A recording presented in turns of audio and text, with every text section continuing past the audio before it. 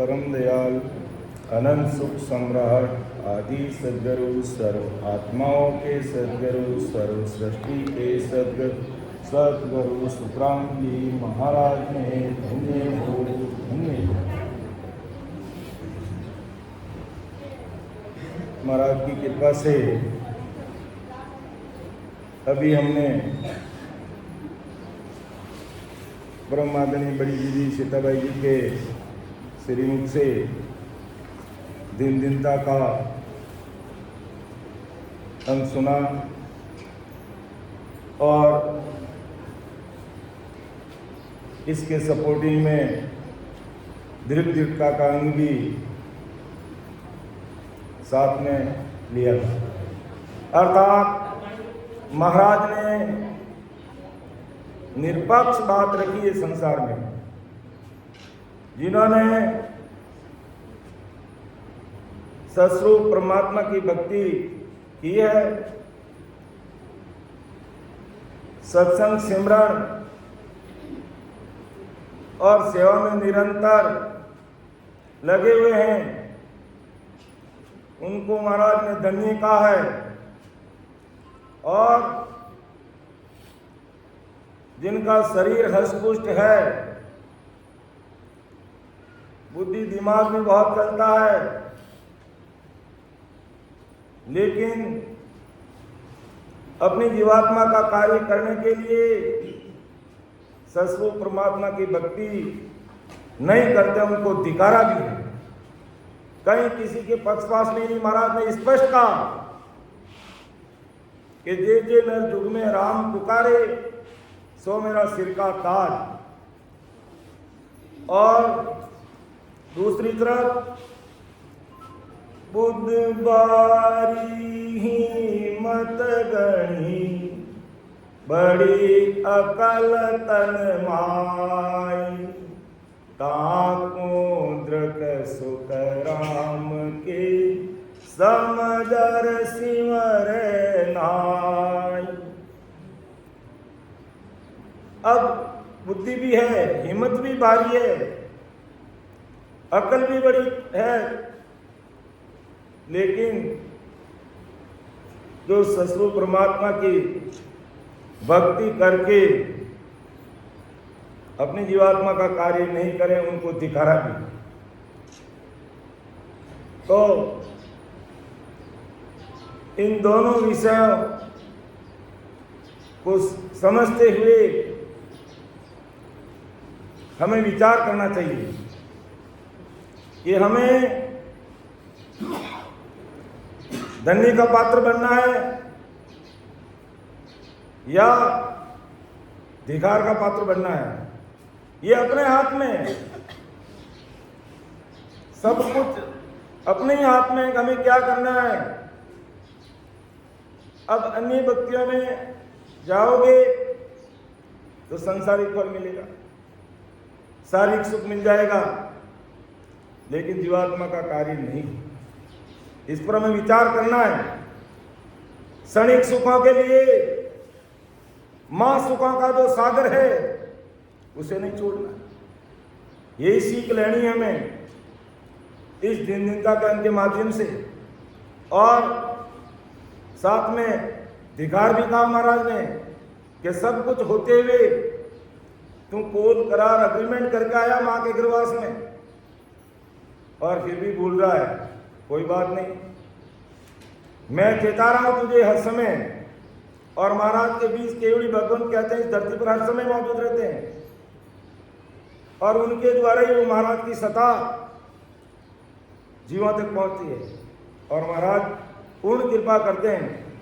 तो महाराज चेता भी रहे, कोई बात नहीं, तू भूल गया, लेकिन मेरे इस ज्ञान को, इस सत्संग को और ऐसे सस्वरूपी संतों को तुम समझ विचार कर और धन्य का पात्र। ऐसा परमदयाल अनंत सुख सम्राट आदि सद्गुरु, सर्व आत्माओं के सद्गुरु, सर्व सृष्टि के सद्गुरु सुखराम जी महाराज आज संसार के सब भाई बहनों के सामने अपनी बात रख रहे हैं। अब विचार आपको करना है कि हमें क्या करना है। और विशेषकर कोई नए भाई बहन हैं तो जरूर मूल्यांकन करना चाहिए। अब संसार के कार्य में हम कितने होशियार रहते हैं। मान लो हमने एक जगह पर दुकान लगाई और वो नहीं चल रही है, तो क्या वहीं बैठे रहोगे? घाटे का सौदा करते रहोगे? तुरंत प्रभाव से दिमाग लगाओगे, या तो धंधा चेंज कर दोगे या कोई स्थान चेंज करोगे और अच्छे से हमारी मजदूरी हो जाए उस पर विचार करेंगे। कितने होशियार रहते हैं। और भक्ति, भजन, सत्संग, सिमरन के लिए विचार नहीं करते, बस वहां पर अपने बडेरों का, पुरुषों का, बडेरा शब्द समझते हैं, पुरुष, अपने जो पुरुष, उनको आड़े लाते हैं। उनको आड़े लाते हैं कि वो जो कर रहे हैं हम वही करेंगे। कोई बात नहीं, वो उन्होंने जो किया वही करेंगे। तो आज हम भौतिकवाद के सुख में क्यों तल्लीन हो गए भाई? जैसे मान लो खेती का ही काम है, तो आज 200 साल 300 साल पहले हमारे जो पुरुष थे, क्या वो ट्रैक्टर, जेसीबी, अन्य मशीनरी का काम लेते थे? तो यहां तो हम होशियार पूरा रहते हैं कि नहीं, समय बदल गया है, उसके अनुसार चलना होगा। तो जब हमारे पूर्वजों को ये ज्ञान सुनने को ही नहीं मिला, तो वो बेचारे कैसे इस भक्ति में आएंगे? और आज महाराज की कृपा से हमें ज्ञान सुनने समझने को मिल रहा है। तो मूल्यांकन करना चाहिए कि मैं जिस ज्ञान ध्यान भक्ति में लगा हुआ हूं, क्या मेरे गर्भवास के दुख मिट जाएंगे? भवसागर के धक्के मिट जाएंगे? काल की मार से मैं बच जाऊंगा और मां सुखों के देश में चला जाऊंगा कि नहीं चला जाऊंगा? इस बात पर हमें चिंतन करना होगा, मनन करना होगा, तब इस जीवात्मा का कार्य होगा।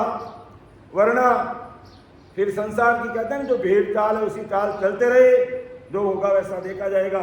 लेकिन समझदार व्यक्ति होता है तो संसार का कार्य भी बड़ी समझदारी के साथ करता है और आत्म कल्याण का काम भी बड़े होशियारी के साथ में सोच समझ करके विचार करता है।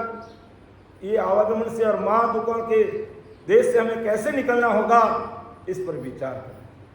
और जो निकल रहे हैं तो महाराज के सामने वो धन्य के पात्र हैं, और जो नहीं निकल रहे हैं उनको महाराज ने धिक्कार कहा।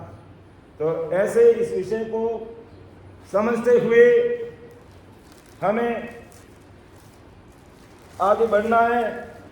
और कोई भरोसा नहीं इस गंदी देह का। कहते हैं कि हम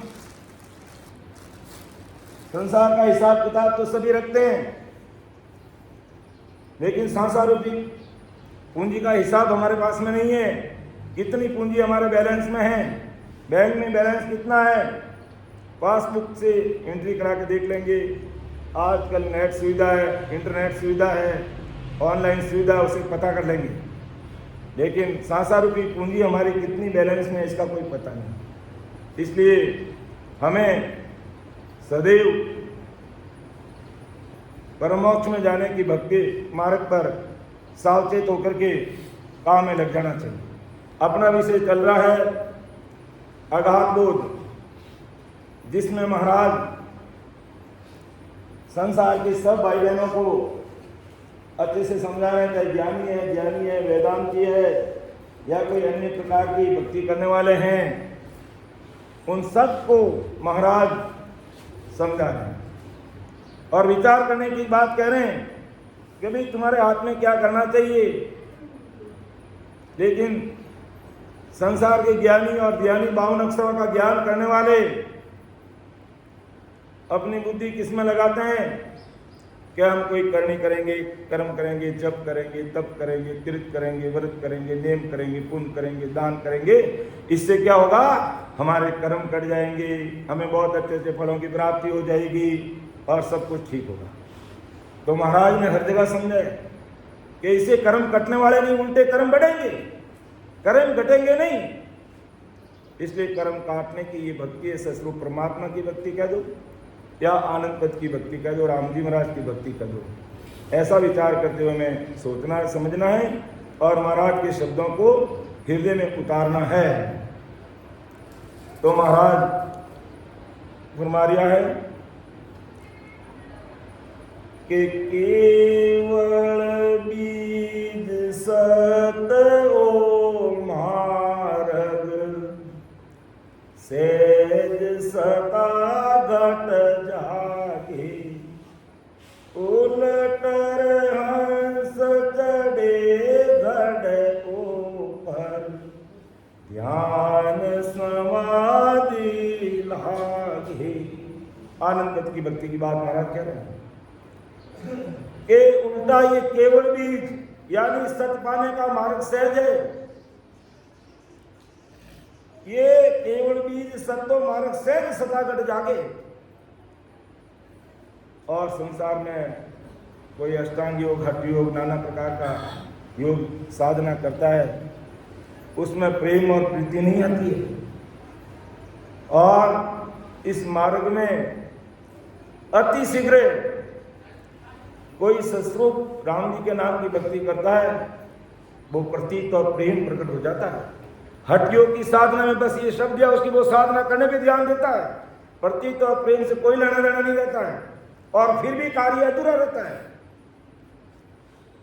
फिर भी कार्य अधूरा रहता है। तो सस्वरूप आनंद पद की गति जानने वाले सद्गुरु के अनुसार विधि करने पर हंस के घट में आनंद पद का केवल बीज सहज से प्रकट हो जाता है। अर्थात जिन सद्गुरु जी महाराज के पास में ये नहनचर निज नाम की सता से वो ओत प्रोत है, और वही भवतारी संजन सद्गुरु जी महाराज विक्रम संवत 1783 अर्थात 1783 में इस धरती पर प्रकट हुए और अनंत जीवों को तारने के लिए आए। और ऐसे महापुरुषों का ज्ञान हमें सुनने और समझने को मिल रहा है। तो ऐसे महापुरुषों के ज्ञान को सुनकर समझकर आज की तारीख में कोई भी भाई बहन विधिवत सिमरन करता है तो केवल बीज सत हो मार्ग सहज सता घट जागे। सहज में ये सता घट में जागे और उसके रग रग रोम रोम में एहसास होने लग जाता है। अर्थात इस घट में ही राम जी मिलते हैं और मेरा जैसा अज्ञानी राम जी को कहीं और ढूंढता है और जगह पे राम जी नहीं मिलते हैं। राम जी इस घट में ही मिलेंगे, लेकिन वो राम जी मिलने की रीत अपनाएंगे। तो केवल बीज सत ओ मार्ग सहज सता घट जागे उलटर हंस चढ़े गढ़ ऊपर ध्यान समाधि लागे। अर्थात जैसे ही इस घट में कंठ कमल पर सत्सबद जागृत होगा और विधिवत आती जाती सांस में प्रेम प्रीत से जोरावर सिमरन करता है तो महाराज घुमाते हैं कि वो कंठ कमल से उसका ध्यान आगे हृदय में बढ़ता है और फिर और जोरावर सिमरन करता है तो मध्य सुन पर उसका ध्यान आगे बढ़ता है, फिर हृदय में ध्यान लगता है, फिर ब्रह्मा जी का स्थान गुद्दाघाट शेष लोक को पार करता है। अर्थात बंकनाल की जो घाटी है उस बंकनाल को खोलता है, अर्थात सुखमणा के द्वारा 21 स्वर्गों को पार करते हुए वो आगे बढ़ता है। लेकिन ये चीज होगी कब? कि केवल बीज सत्व मार्ग कि जब तक निहंचर निज नाम घट में प्रकट होगा नहीं, तब तक हमारा पीछम का मार्ग खुलेगा नहीं। ये बात तय है। पीछम का मार्ग निहंचर प्रकट होने से ही खुलेगा और वो निहंचर ही उसको खोलता है। इसलिए महाराज फरमाते हैं कि केवल बीज सत्व मार्ग से सता घट जागे। ये से सता इस घट में प्रकट हो जाती है तो उलटर हंस चढ़े गढ़ ऊपर ध्यान समाधि लागे। और उसके लिए क्या करना होता है? प्रेम से राम राम करना होता है। कोई हटोक करने की जरूरत नहीं, कोई करनी नहीं, कोई कर्म नहीं, कोई कांड नहीं, कोई जप नहीं, कोई तप नहीं, कोई लेना नहीं, कोई देना नहीं, कोई भेंट नहीं, कोई पूजा नहीं। कितना सहज और सरल मार्ग है। और फिर भी मेरे जैसा अज्ञानी, और तो सब ज्ञानी, मैं और किसको अज्ञानी कहूं? मेरे जैसा अज्ञानी समझता नहीं है और उल्टा रॉन्ग नंबर डायल करता है, अर्थात संसार की अन्य भक्तियों में दिमाग लड़ाता है। तो महाराज फरमाते हैं भाई कि सहज में ये सता इस घट में प्रकट होती है, उस पर विचार करो। और न जाने कितने जन्मों से हम इस संसार में आकर के धक्के खा रहे हैं, बार बार संसार का दुख भोग रहे हैं, गर्भवास का दुख भोग रहे हैं, काल के हाथ पीट रहे हैं। विचार करना चाहिए, ऐसा महाराज समझाते हैं। जब तक अंदर का सुख नहीं लेंगे तब तक हमारा कार्य अधूरा है। विचार करना चाहिए। तो आगे महाराज और समझा रहे हैं। संसार के सब भाई बहनों के लिए महाराज कह रहे हैं, व्यक्ति विशेष की बात कही नहीं की महाराज ने। चाहे ज्ञानी है, ज्ञानी है, वेदांती है, 52 अक्षर ज्ञान करने वाले हैं और अन्य प्रकार की कोई भक्ति करने वाले भाई बहन, सबको महाराज चेता रहे कि विचार तो करो। मैं ऐसे ही नहीं आया हूं। तुमने मुझे इस धरती पर बुलाने के लिए बहुत रोने रोए, तब मैं ये आया हूं कि तुम इस त्रिगुण माया में ऐसे फंस गए। आना था किस देश में और कहां अटक गए, कहां भटक गए, लटक गए और अब तुम रोने लगे। तो ससरूप साहिब ने दया की है, इसलिए मैं इस धरती पर आया हूं तुम्हें कहने के लिए। मेरी बात पर विचार करो। ऐसा परम दयाल अनंत सुख सम्राट आदि सदगुरु, सर्व आत्माओं के सदगुरु, सर्व सृष्टि के सदगुरु सुखराम जी महाराज हमारे सब लोगों के आगत सुने न जाने जोगी, जागड़ पवन चढ़ाया।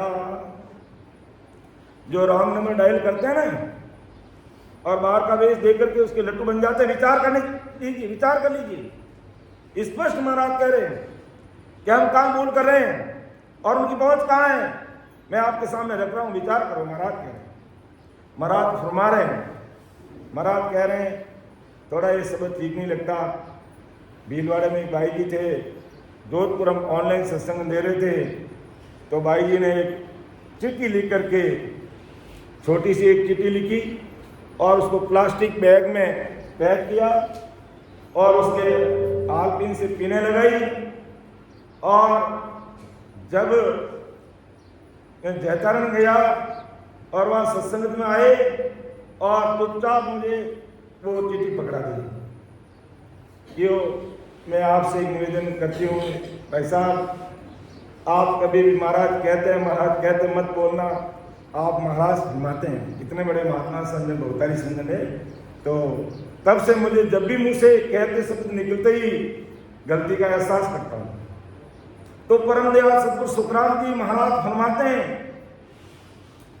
के आगत सुने न जाने जोगी, जागढ़ पवन चढ़ाया, सूर गुण निर्गुण कहो क्या जाने, राज जोग की भाया।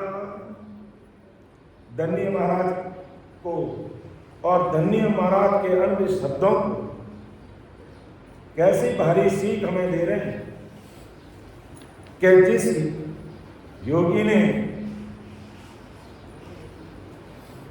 पवन को यानी सांसा को भ्रकुटी में चढ़ाया कि आगत सुने न जाने जोगी, जागड़ पवन चढ़ाया, यानी भ्रकुटी में सांसा खींच ली।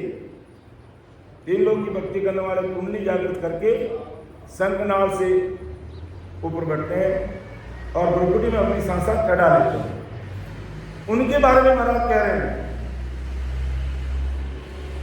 और कुंडली की जगह पर महाराज ने अपनी भाषा में क्या कहा, शेष लोग को पार करना।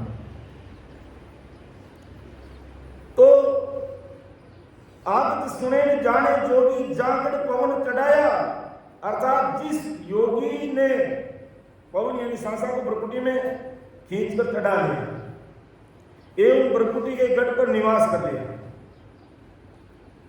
और कर लेते हैं कहीं सांसा को खींचकर बैठ जाते हैं। कुछ समय पहले एक वीडियो आया था, उसमें करीब उसने उम्र बताई थी उस आदमी की करीब 2000 वर्ष लगभग, ऐसा मुझे जहां तक याद है 2000 वर्ष से वो आदमी एक ही जगह पर पड़ा है, उसकी सांसा चल रही है, शरीर पूरा सीम हो गया क्योंकि उसने सांसा को भ्रकुटी में चढ़ाया। तो इतना करने के बाद और इतने वर्ष भी बीत गए, लाख वर्ष तक भी बैठ रहते हैं, तो क्या परम दयाल सतगुरु सुखराम जी महाराज फरमाते हैं, भाई क्या इसे परमहंस होने वाला है उस योगी का, उस जोगी का जिसने सांसा को भ्रकुटी में चढ़ा करके बैठ गया? क्यों उसको ऐसा ही गुरु ज्ञान मिला, उसकी गलती नहीं है, क्योंकि उसने ऐसे ही गुरु का शरणा लिया और उनके बाद जो ज्ञान था उन्होंने बता दिया और उस व्यक्ति ने फॉलो कर लिया और उसमें वो लग गया। तब महाराज ने कहा ये जगह मेरी, ये सत्संग हर जगह नहीं मिलती है, थोड़ ये संगत नहीं, बड़े भाग्यशाली नहीं, परम भाग्यशाली भाई बहन हैं जो इतना सहज और सरल ज्ञान सीधा सुखों के सागर में मिलाने वाला हम सब भाई बहनों को सुनने को मिल रहा है। और इस शेर साहिब राधा किशन जी महाराज की तपोभूमि में विचार कीजिए, हम कौन से रास्ते पे चल रहे हैं और कौन से रास्ते पे हमें चलना चाहिए। अपने खुद के लिए, हित के लिए बात कह रहे हैं महाराज। महाराज तो परमार्थ के लिए आए हैं, ऐसे नहीं कि महाराज इसलिए आए कि भी आपको ज्ञान देकर के कहीं कोई धन कमाने के लिए आए हैं यहाँ इस धरती पर कि मुझे तुम्हारी किसी प्रकार की भेंट नहीं चाहिए, तुम ससुर राम जी की भक्ति करके ठेठ पहुंच जाओगे, यही मेरी भेंट है। तो वहां पहुंचे तो संसार में आकर के पेट की भी करो, ठेठ की भी करो, केवल पेट की करते रहे तो कार्य होने वाला नहीं है। हमें ठेठ का काम भी करना है। संसार के बिल्डिंग बंगले तो सब बनाते हैं, लेकिन आगे का महल कौन बनाता है? तो समझदार होता है, अपना आपका मूल्यांकन करके सीधा मर्तलोक से अमरलोक जाने का रास्ता भी इस शरीर में उसको पकड़ लेता है और उसको रास्ते को काटता बदन सिमट करते हुए, तो वो जीते जी आगे का महल बना लेता है। और जब शरीर छूटता है और डग डग डग डग हंसते हुए परमोक्ष की प्राप्ति करती है वो जीवन।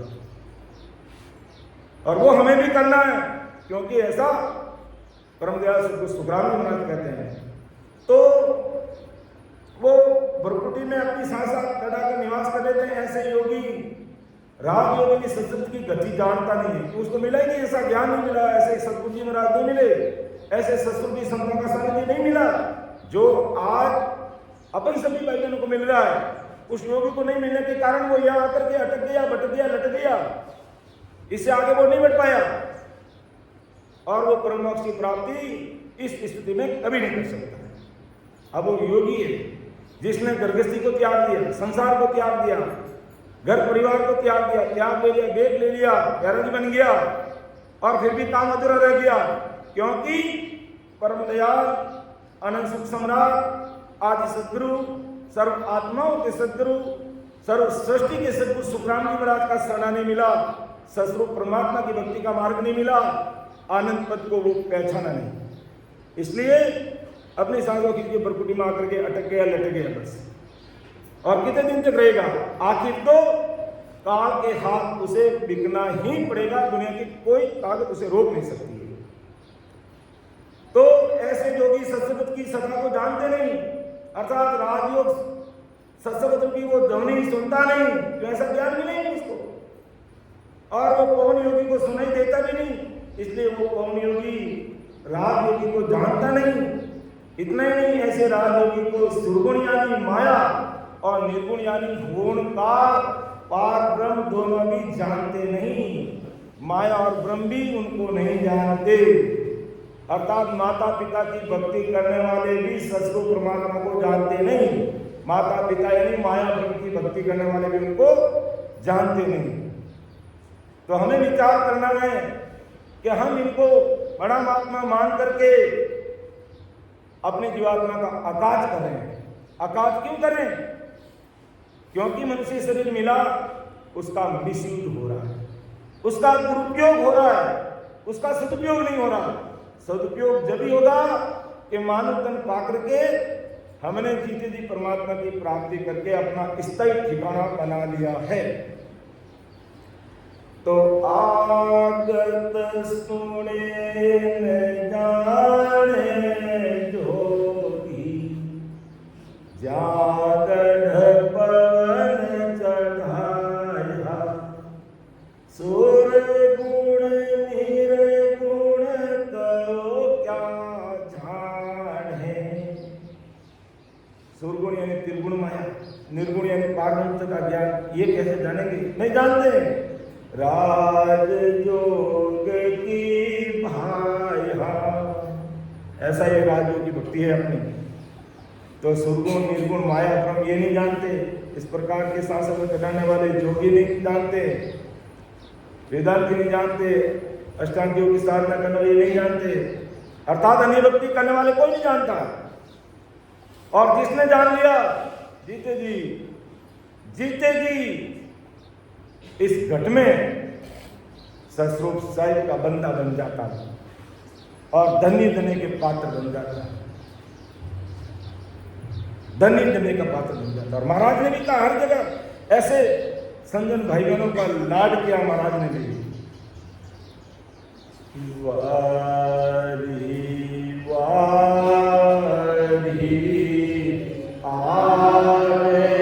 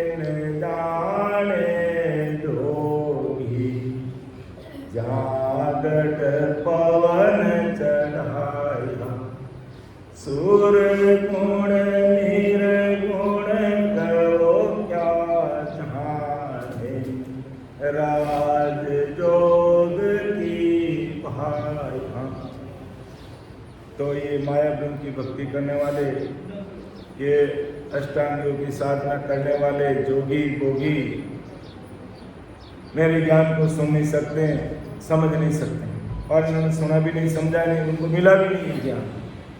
और जिनको मिल गया है और जो इस मार्ग पर लग गए हैं, तो महाराज उनका जे जे नर जुग में राम पुकारे सो मेरा सिर का ताज। इतने उच्च कोटि की पदवी महाराज ने दी है, जो राम सने भाई बहन महाराज के ज्ञान अनुसार सोच समझकर जो आज जीवित भजन करें। और कैसा भाव, कैसी दृढ़ता चाहिए, वो भी महाराज ने साथ में सीख भी दी है कि तन मन धन सब अर्पण कीजिए, भजन कीजिए वाद। अब तन का मतलब कोई गुरु महाराज के पैर पकड़ के नहीं बैठना, और धन का मतलब नहीं कि मैं नौकरी कर रहा हूं जो आधी नौकरी गुरु महाराज को देनी है। वो संसारिक धन की बात महाराज नहीं करें। इस तन का सदुपयोग ससुर परमात्मा की भक्ति में लगाओ। और ये संसारिक धन की बात नहीं, तुम्हें ससुर राम जी ने इस कलयुग में 77 करोड़ यानी 77 करोड़ 77 करोड़ 76 लाख यानी 77 करोड़ 76 लाख सांसा रूपी पूंजी देकर के भेजा है, उसका सदुपयोग करो। और जो करे महाराज मत जे नर जुग में राम पुकारे वो मेरे सिर का ताज। तो ऐसे तन मन धन अर्पण कीजिए, भजन कीजिए वाह। तो इस प्रकार इस तन का और सांसा रूपी धन का हमें सदुपयोग करना है, न कि घर की गांगत गोल मटोला के अंदर अन्य कार्यों में इस पूंजी को ज्यादा खर्च नहीं करना है। जो सांसा रूपी जो धन मिला हुआ है हमें, इसका सदुपयोग इसमें करना है।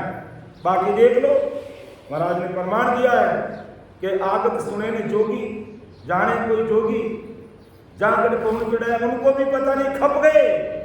कोई बरकुटी में सांसा भी कोई आसानी से थोड़ी की थी जाती, बहुत तपना पड़ता है, उनको हटियो करना पड़ता है, और तब जाके वो यहाँ पहुंचते हैं, और परिणाम जीरो, काल से परे नहीं हुए। तो महाराज कहते ऐसे इन लोगों को भी नहीं मिला कि आगत सुने न जाने जोगी, जागड़ पवन चढ़ाया, सुरगुण निर्गुण कहो क्या जाने। राजयोग की भाई, ये राजयोग की भक्ति ससुर परमात्मा की भक्ति, ये मायावृत्ति की भक्ति करने वाले, या इनका तो वेद भेद नवेद और सत्यवेद की भक्ति करने वाले नहीं जानते। इसलिए महाराज कहते बंदा विचार करो, और तुम जो केवल उनका शरीर का आवरण दे करके लट्टू बन जाते हो, विचार करना चाहिए। बहुत समझ की बात बता रहे हैं महाराज, विषय बहुत गहरा है, लेकिन बहुत सहजता के साथ में समझा रहे महाराज कि देखो ये दुनिया आज कर क्या रही है, कोई विचार नहीं कर रहा। सब वो कहते हैं ना, सरब जिस रास्ते से निकल जाता है वो लीकती होती है, हमारा आसन लीकती बोलते हैं, आप ये तो क्या बोलते हैं, जिन लकीर, बस सब लकीर के फकीर बने हुए बैठे हैं, सब लकीर के फकीर बने हुए बैठे हैं। इसलिए हमें लकीर के फकीर नहीं बनना है। और इस ससुर परमात्मा की सत्ता का बड़ा भारी गुण है, बड़ा पराक्रम है। महाराज ने शब्द राग के सारे हरदिश में आपका अपना पराक्रम बताया कि मैं क्या हूं, मैं अगम देश का उपदेश ही एक माया रसमा में, मैं ससुर आनंद की बात कर रहा हूं। बांधा ओढ़ माए न जाने ला, कोई बिरला हंस पीछा नहीं, कोई बिरले होते हैं, कोई इस ज्ञान से ओतप्रोत होकर के अपना कार्य कर लेते हैं, और बाकी जो अन्य तरफ दिमाग लगाते हैं सपने में नहीं समझ सकते। इसलिए समझ की बात महाराज इस विषय के माध्यम से संसार के सब भाइयों के सामने रख रहे हैं, विचार करना है। तो कितनी ऊंची बात बताई कि जो जे जे नर जुग में राम पुकारे सो सब मेरा सिर का ताज। और दृढ़ता कितनी कि सतगुरु बेचे मैं बिक जाऊं परतन आऊं भान। क्या आज दिन तक कभी इतिहास में सुना है हमने कि सतगुरु जी महाराज ने किसी को बेच दिया? कहीं नहीं सुना। ऐसा कई एग्जाम्पल नहीं है कि सतगुरु जी महाराज ने अपना बिड़ित ले जाए, मोई भरोसो बिड़ित को सुन ली जो सब लोई, सतगुरु शरणा आय के डूबो सुनियो कोई नहीं डूबा आज तक। और सतगुरु जी महाराज के सतगुरु बेचे मैं बिक जाऊं परतन आऊं भान, मन में कोई फर्क नहीं आता है। ऐसी दृढ़ता चाहिए, ऐसा विचार हिम्मत के साथ चाहिए। दरियाव जी महाराज के समय का एक प्रसंग याद आ गया। कहते हैं कि एक भगत था और अपने राम नाम के लिवाड़ी संतों की सेवा में रहता। अपने प्रसंग बस कह रहा हूं और राम नाम की भक्ति से संबंधित दृष्टांत ला रहा हूं। अन्य तीन लोग की भक्ति के दृष्टांत की बात नहीं कर रहा हूं मैं, इसलिए कोई इसको अन्यथा नहीं ले। तो वो बड़े प्रेम से अपने सतगुरु जी महाराज के साथ रहता और उनके लिए भोजन पानी साफ सफाई सारी व्यवस्था करना वो करता और गुरु महाराज के बताए मार्ग अनुसार वो भी राम नाम की भक्ति करता। एक समय रात्रि में गर्मी का समय था, ये भी मतलब मनगढ़ंत बात नहीं है या कोई सुनी सुनाई बात नहीं है, ये वास्तविक बात है। तो रात को गुरु और शिष्य, जो गर्मी का मौसम होता है तो भी लाइट चली जाती है, पंखे बंद हो जाते हैं, तो बाहर चौगान था, वहाँ पर गुरु महाराज चारपाई पर सो गए और वो शिष्य गुरु महाराज के पास में दरी बिछा करके अपना बिस्तर करके सो गए। अब रात में क्या घटना घटित हुई कि बहुत बड़ा एक सर्प आया। 5 संत थे, बैठ गए, खड़े हो गए और कहा रुक जा, कहां जा रहा है? उस सर्प को कहां जा रहा था?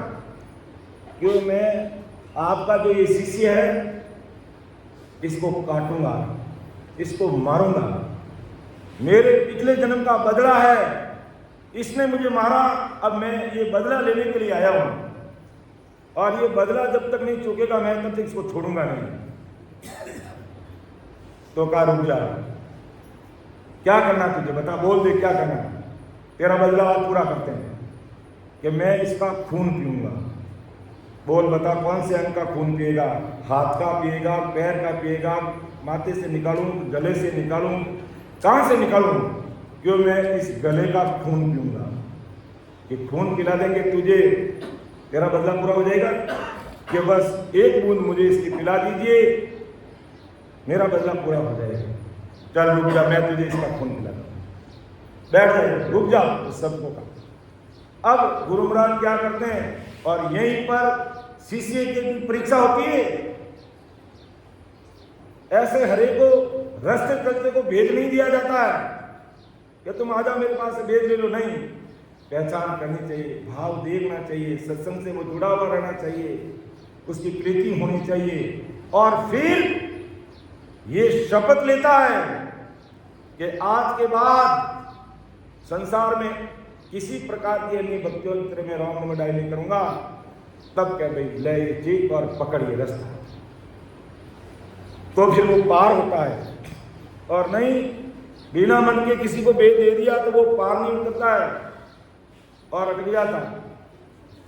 तो गुरु महाराज ने कहा चलो आज इस चेले की भी परीक्षा हो जाएगी।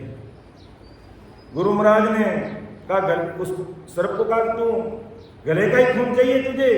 बिल्कुल गले का ही खून चाहिए। तो गुरु महाराज ने ब्लेड लेकर के आधी रात का समय और उस शिष्य के छाती पर सीने पर बैठकर और उस गले के यहाँ वो ब्लेड लगाई और शिष्य की आंख खुल गई। दृढ़ता सूरवीरता देके आंख खुली और देखा कि गुरु महाराज मेरे सीने पर बैठे हैं और हाथ में लेट आंख बंद कर ली और मन में दृढ़ विचार कर लिया, हो सकता मेरे से कोई गलती होगी और आज गुरु महाराज मेरा गला काटेंगे और इनके हाथ से मेरी मौत भी हो जाएगी, तो मुझे इससे बढ़कर कोई खुशी नहीं। और गुरु महाराज को द्वार कर रहे हैं, शिष्य को द्वार सोच रहा है और दृढ़ता के साथ में वो अपनी आंखें मजबूती के साथ बंद कर ली। मुंह से एक शब्द तक नहीं निकाला कि गुरु महाराज क्या कर रहे हो, रात को आधी रात को मेरे सीने पर बैठकर ब्लेड लेकर के मेरा गला काट रहे हो। और आजकल के शिष्य के सामने देख लो, सामने खड़े हो जाएंगे, लेकिन कुछ भी नहीं बोला।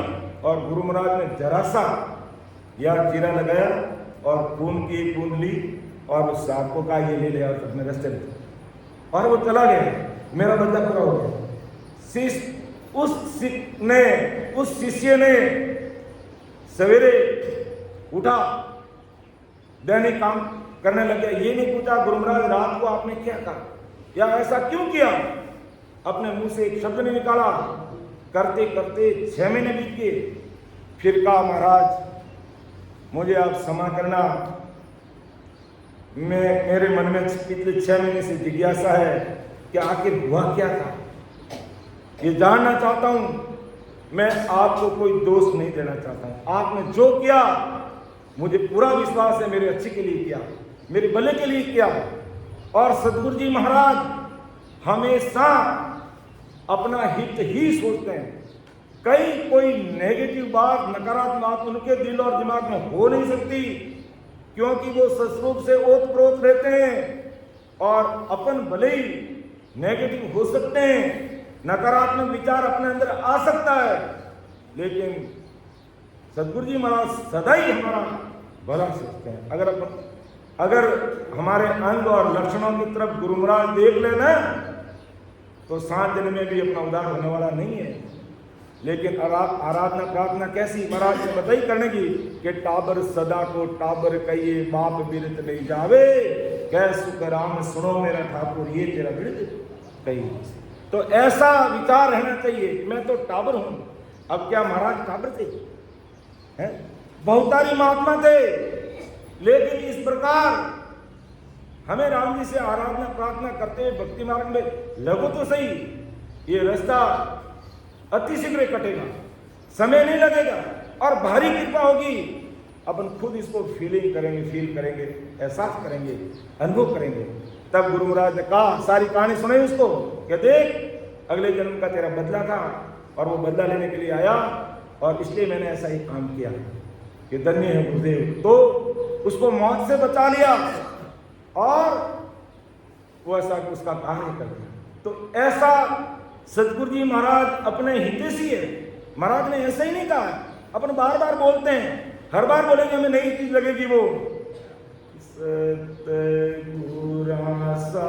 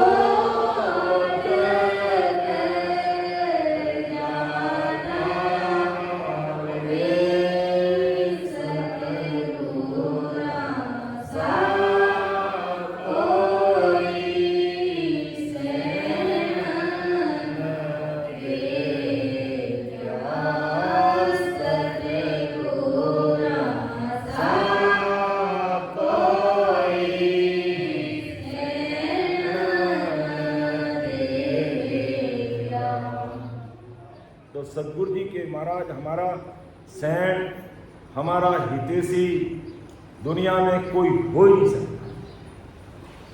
इसलिए महाराज फरमाते हैं, हे संसार के प्यारे भाइयों और बहनों, मैं तुम्हारे हित के लिए सतस्वरूप साहिब ने मुझे सतस्वरूप से ओतप्रोत करके इस धरती पर भेजा है। और मेरी बात ये संसार के ज्ञानी नहीं सुनते हैं और ये माया त्रिगुण माया में फंसे रहते हैं, होनकाल पारब्रह्म की भक्ति में लगे रहते हैं और तुम उनका बाहर का आवरण देख करके लड्डू बन जाते हो। ऐसा मत करो। जो मैं बात कह रहा हूँ उस रास्ते पर कदम आगे बढ़ाओ। तुम एक कदम आओगे, मैं 100 कदम तुम्हारे सामने आकर के संभाल लूंगा। तुम शुरुआत तो करो। क्या सुखदेव कोई ब्याह मांडो चावे सोलो मुझ पास, ब्रह्म लोक में फेरा पाड़ू गौर न रह तुझ आस। अर्थात नहीं रे ऐसो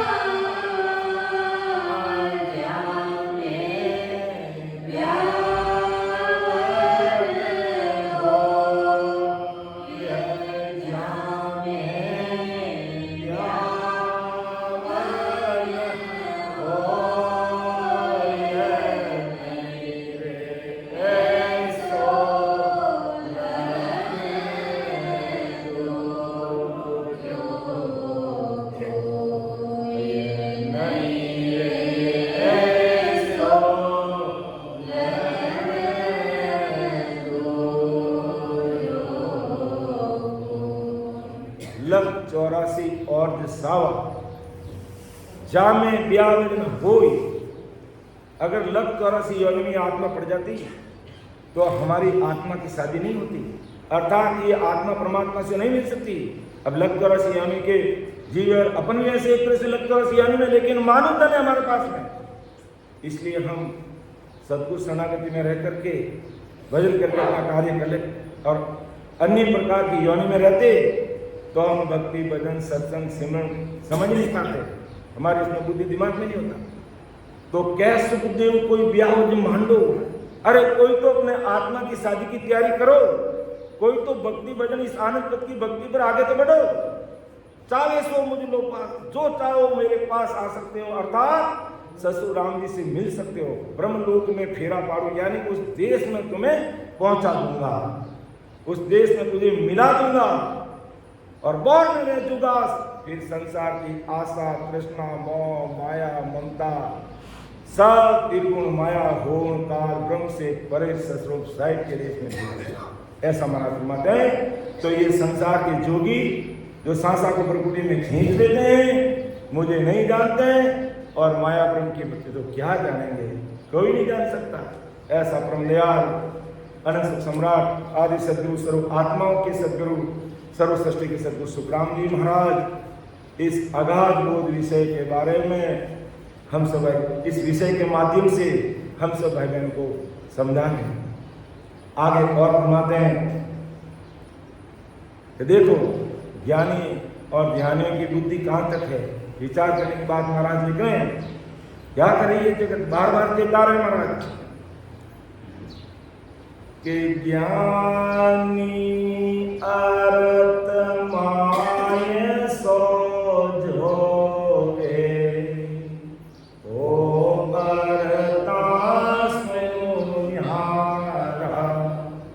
क्यों कर मिले पिंडत क्यों साहिब सत स्वरूप विचारा। बहुत समझ की बात हम सब सामने महाराज रख रहे हैं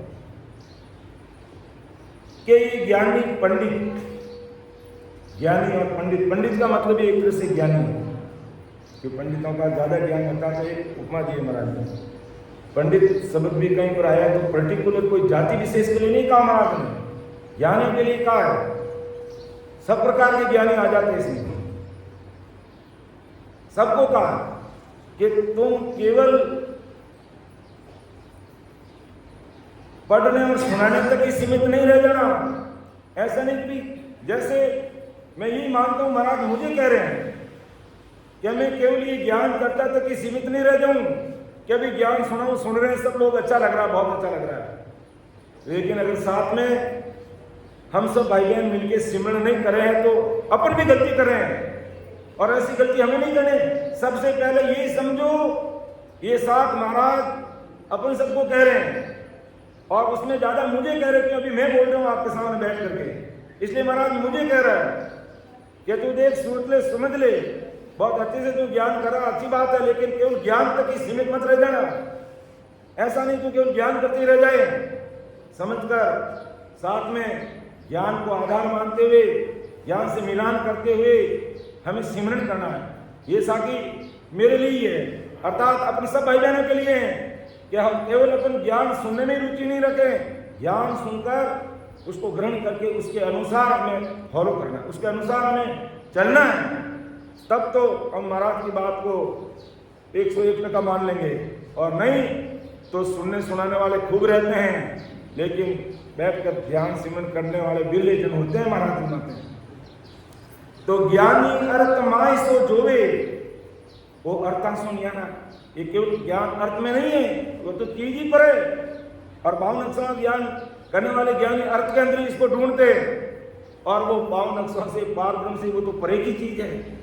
और ये संसार के ज्ञानी ध्यानी वेदांती इस यहाँ तक ही खोजते हैं कि बस हमें मोक्ष मिल जाएगा, केवल पद की प्राप्ति हो जाएगी। संसार के 3 लोग की भक्ति करने वाले कोई भोर काल पार तक पहुंचता है तो वो भी यही कहता है भाई हमारा मोक्ष हो जाएगा।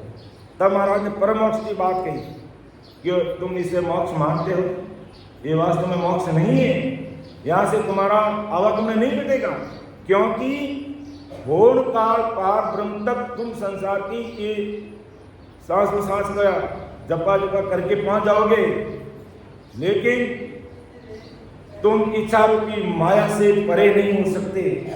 ये 5 विषय तुम्हारे साथ रहेगा, और तुम भले ही लाखों वर्षों तक, अर्थात जब तक महाप्रलय नहीं होए तब तक तुम भले ही सुख और दुख से न्यारे न्यूट्रल बैठे रहोगे, जीरो अवस्था में, लेकिन जैसे ही महाप्रलय होगा तुम्हें वापस आना पड़ेगा, क्योंकि तुम्हारी इच्छा रूपी माया खत्म नहीं हुई है।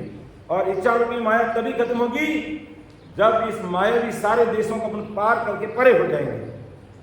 इसलिए महाराज कह रहे हैं, सॉरी महाराज फरमा रहे हैं कि ज्ञानी आत्माए सो जोहे, ओ अरता सुन्यारा, क्यों कर मिले पिंड तकू सायब, सत स्वरूप विचारा। कैसे इन ज्ञानी और पंडितों को सस्वरूप साहिब मिलेगा? क्यों? क्योंकि मति इस तरफ है ही नहीं मुझे समझने की। कैसे मिलेगा?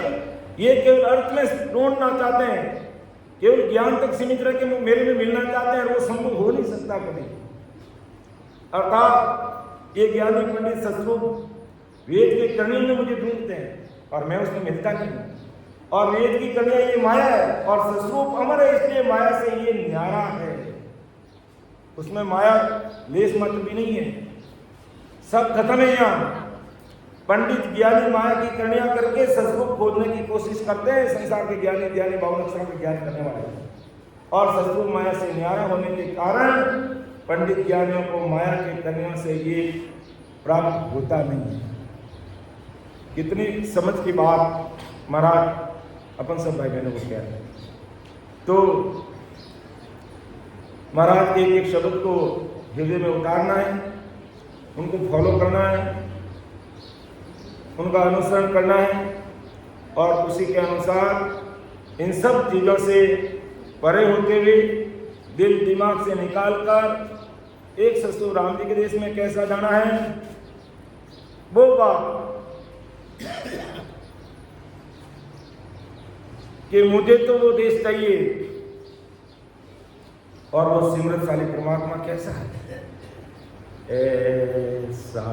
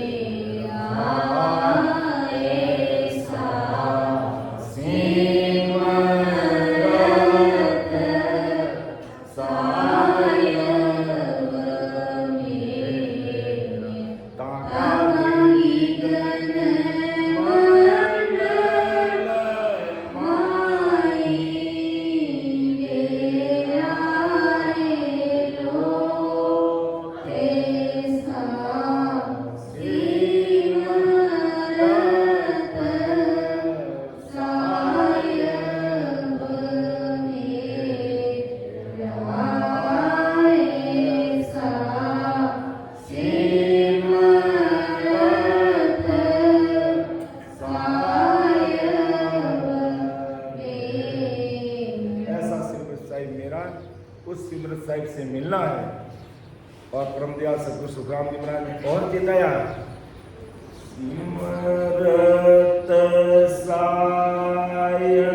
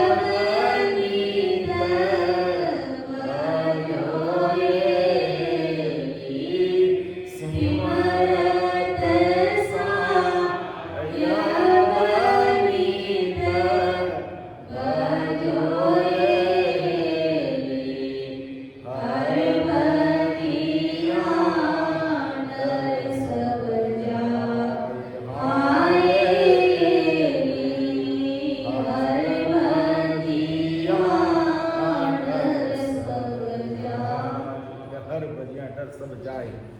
काल का डर, कर्म का डर, भवसागर का डर, गर्भवास का डर, सब डर इससे मिटने वाले हैं कि हर सिमरत साहिब बजोए हेली हर भजिया डर सब जाए।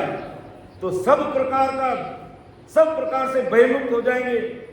वही सिमरत साहिब की हमें भक्ति करनी है। और अब सिमरन का समय हो गया है।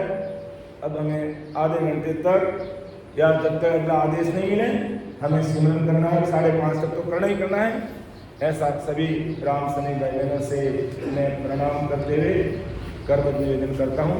और आज की सत्संग लेने में समझाने में जरूर कोई मेरे से त्रुटि रही होगी। छोटा भाई समझ करके मुझे क्षमा करना। सुन जो मैं निर्दोष हूँ, घाट बांध जस हो, तुम्हें है वो हार हो, क्या जानेगा कोई। परम दया अनंत सुख सम्राट आदि सद्गुरु, सर्वात्माओं के सद्गुरु, सरस्वती के सद्गुरु, सद्गुरु सुखराम जी महाराज धन्य हो, धन्य हो। राम स्वामी राम राम राम। सबको राम राम, सबको प्रणाम।